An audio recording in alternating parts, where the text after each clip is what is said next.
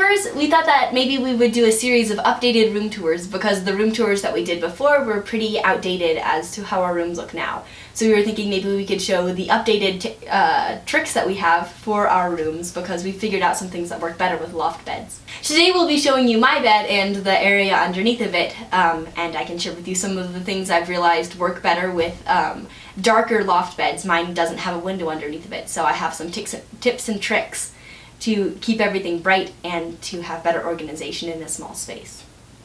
So here's sort of an overview of my room. You can see my bookshelves, my chair, and my desk. And you can also see that I'm next to Cecilia's bed.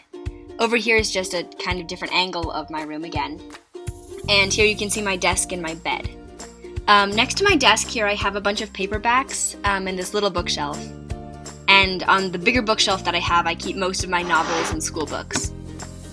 On top of my bookshelf, I have a stack of books and this teacup where I keep my earrings. Next to these books is a little mug of tea, and there's always going to be a mug of tea in my room. On my top shelf, I keep this little jar for change, and the rest are just all the novels that I've really enjoyed.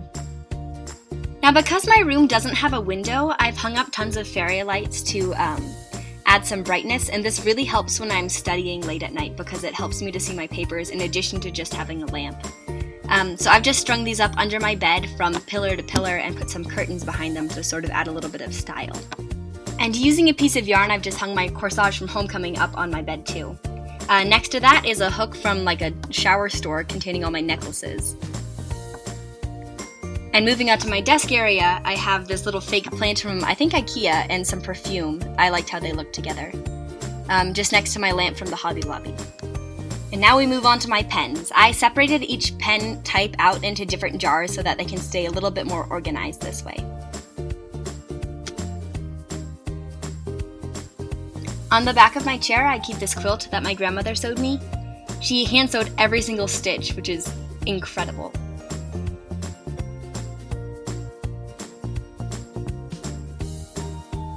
Something that's hard about sharing a room is sharing bathroom space in the morning. Because I wear a lot more makeup than my sisters do, I have set up this little area next to my bed where I can put on my makeup out of their way. Storing bags is one of the hardest things to do in a small space, so what I've done is I've hooked this hook onto my ladder and I hang my purses and bags from it so that they stay off the floor and they're in an otherwise unused space. And now as I gracefully ascend my ladder, I can show you a few ways to personalize the bed area too.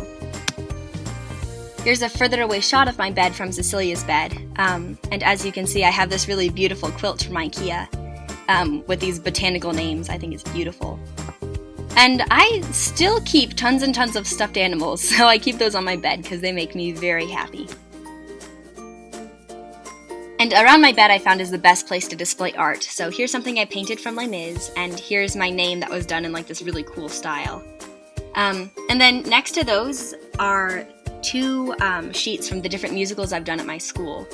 And everyone writes nice notes on the back, and I find it really encouraging to be able to wake up to those next to my head in the morning.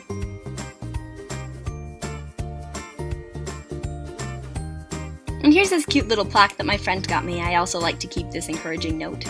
And next to those are these Bible verses that I've hung up on my wall. I like to try to start off the day with remembering what's important to me.